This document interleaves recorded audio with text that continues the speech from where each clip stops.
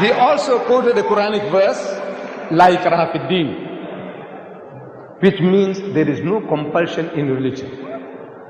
Compulsion is worthless. At the point of the gun or the knife, you force somebody to say, read the Shahada, the Kalima, the Creed of Islam, and the man is forced to read. What is it worth? Nothing. There is no compulsion in religion. But the insinuation is that the Muslims were doing compulsion. I said, look, my brother, Sharosh, you are a proof that the Muslims didn't use any compulsion for 1,400 years.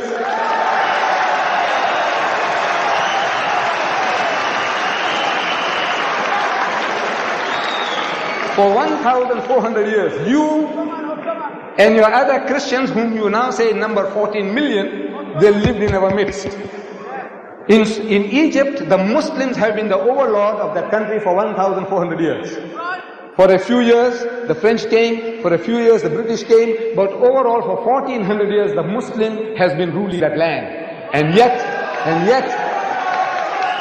today, you can boast there are 10 million Coptic Christians in Egypt.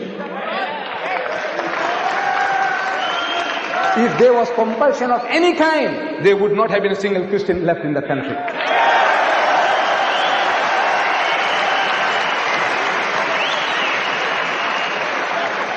The Muslims ruled Spain for 800 years. 800 years. Because we failed to deliver the message, we were kicked out. We were kicked out. Shame on us. We didn't fulfill our obligations. But if they had used any type of force, even economic force, for 800 years, there would not have been a single Christian left in the country.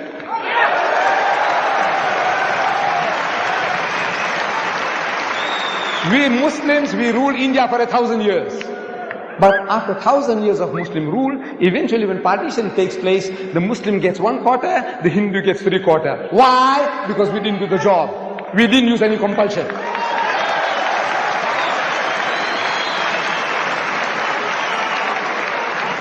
And which Muslim army went to Indonesia? Which Muslim army went to Nigeria? Which Muslim army conquered the east coast of Africa? Which Muslim army? Today, the Britisher and the American, he's coming towards Islam. I want to know what sword? What sword? What sword is the Muslim using? The sword of the intellect. George Bernard Shaw, he said, if any religion has a chance of conquering England, nay Europe, within the next 100 years, so that religion is Islam.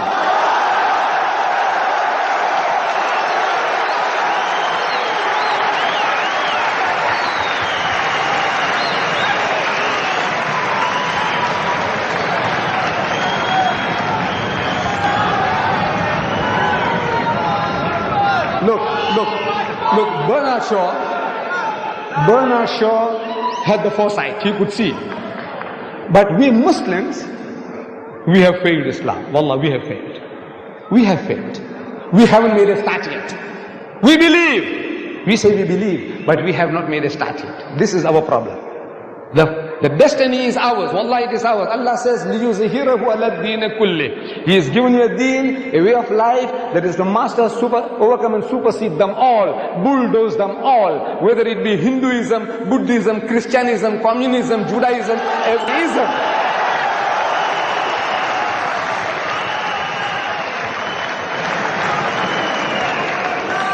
Sword. I'm asking, what sword?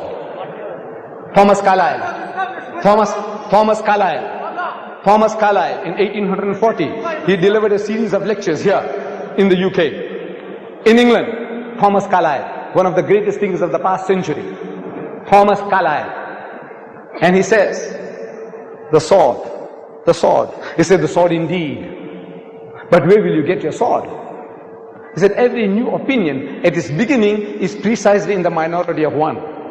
In one man's head alone, there it dwells as yet. That he take a sword and try to propagate with that will do little for him. He said, first you must get your sword. And how do you get your sword? Through the intellect, through reasoning, Udu ila sabili rabbika bil hikmati. Allah says, invite all to the ways of thy Lord with wisdom, the sword of the intellect of wisdom. Wal maw'izatil hasanati, and with beautiful preaching. Wajadilhum billati ahsan, and reason with them in the ways that are best and most gracious. This is the sword.